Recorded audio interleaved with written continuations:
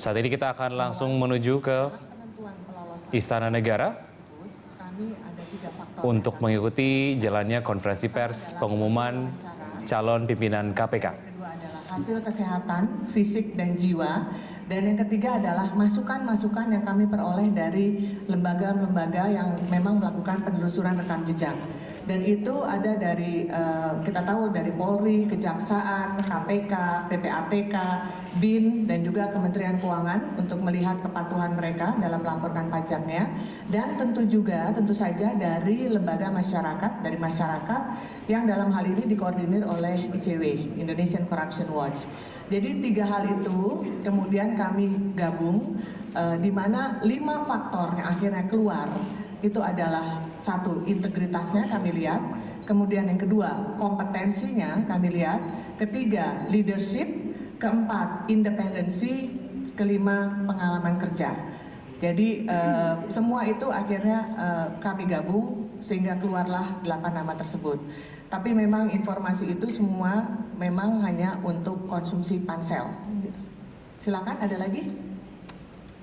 Iya Pak, yang tengah kacamata silakan Pak. Apakah Pansel bisa menjamin bahwa 8 nama yang dipilih itu sudah bebas dari apa yang selama ini di? Iya. Terus kemudian apa jaminan dari Pansel untuk 8 orang ini? Ya, kalau jaminan Pansel tidak bisa menjamin seperti itu, tapi paling tidak apa yang kami pilih itu adalah itu nama yang memang tidak ada catatan-catatan kriminalnya.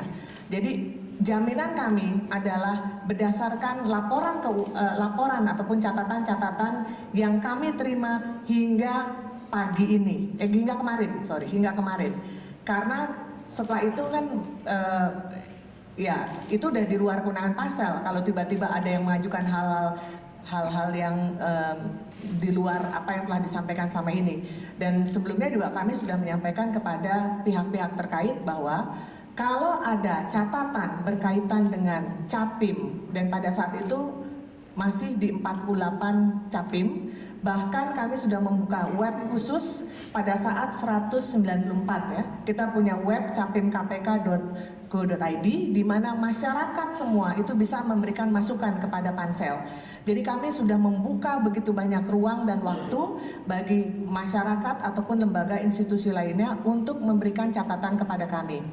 Dan kami pun juga berharap bahwa seandainya ini akhirnya sudah terpilih, ya catatan-catatan kecil itu memang kami berharap tidak akan menjadi suatu permasalahan besar di kemudian hari. Karena itu sudah kami bicarakan juga dengan lembaga penegak hukum. Silakan Pak. Ibu, hasil akhir ini selalu berada di tangan DPR. Apa? Hasil akhir pasti akan berada di tangan DPR. Oh, iya.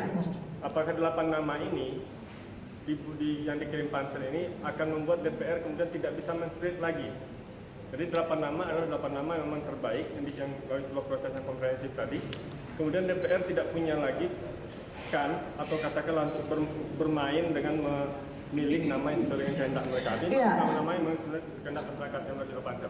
Baik, kalau hukumnya mungkin nanti Mbak Tuti bisa membahas atau Bu Yeni ya bisa menjawab. Tapi intinya gini, yang akan kami sampaikan kepada DPR. Jadi setelah kami tadi mendapat izin dari Bapak Presiden dan kami sudah menyerahkan 8 nama tersebut, tentunya kami dari Pansel nanti juga akan bertemu dengan DPR karena tetap bagaimana DPR adalah mitra kerja pemerintah dan kami akan memberikan gambaran berkaitan dengan 8 nama yang bersangkutan. Kenapa kami berbagi atas 4 kategori kompetensi ya? Tadi ada manajemen, ada penyidik, ada pencegahan, penindakan, manajemen, dan ada korsup.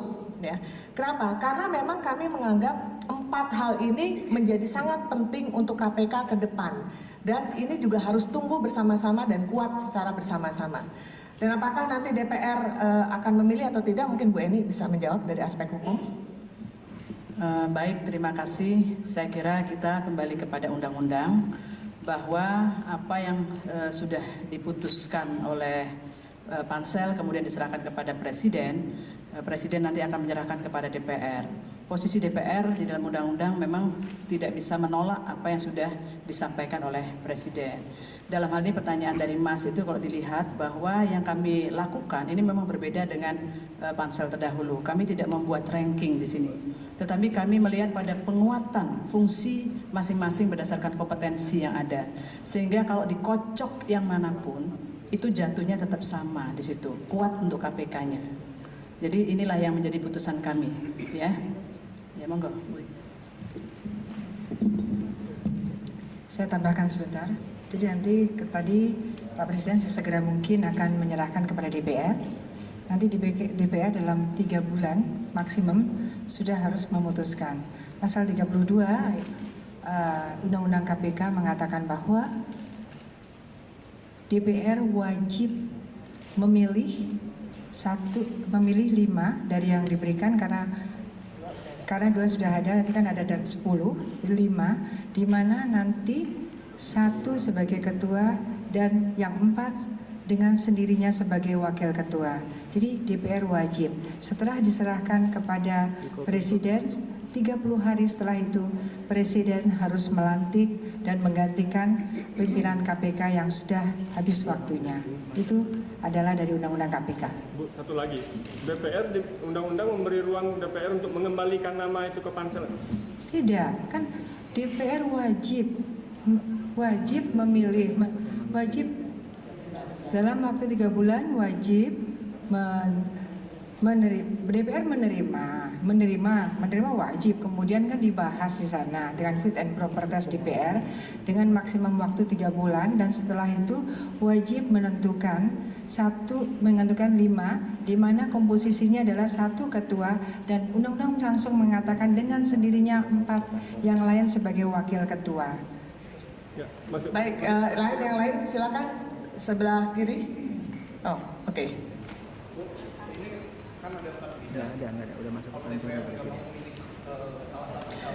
Ya, DPR punya hak untuk tidak melihat 4 bidang tersebut, tapi ini kan kami sebagai pansel, kami mengajukan usulan yang objektif gitu. Ya, dan dasarnya kan kami juga melakukan usulan ya setelah mapping apa sih tantangan KPK ke depan dan juga berdasarkan kewenangan KPK sesuai dengan undang-undang KPK itu sendiri. Oke? Satu lagi ya. Baik, silakan. Ini kan kita kan bicara soal antisipasi. Jika DPR dalam tidak menerima ke-8 nama itu. Nggak bisa. Sudah dijawab ya, Mas. Sekarang kita bicara undang-undang KPK bahwa DPR harus menerima dan DPR tentunya wajib menerima dan DPR melakukan fit and proper sendiri. Memang tidak ada jaminan bahwa kita mau milih A, B, C sesuai dengan kehendak kita.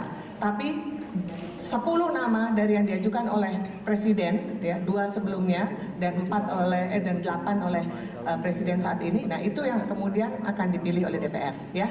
Jadi pansel bubaran kapan? bubaran tugas kita masih terus karena sesuai dengan keputusan Presiden kita selesai terus mengawal sampai pimpinan KPK yang terbaru terbentuk, yaitu pada tanggal 16 Desember 2015 paling lambat. Ya. Baik teman-teman media, terima kasih untuk perhatiannya. Wassalamualaikum warahmatullahi wabarakatuh.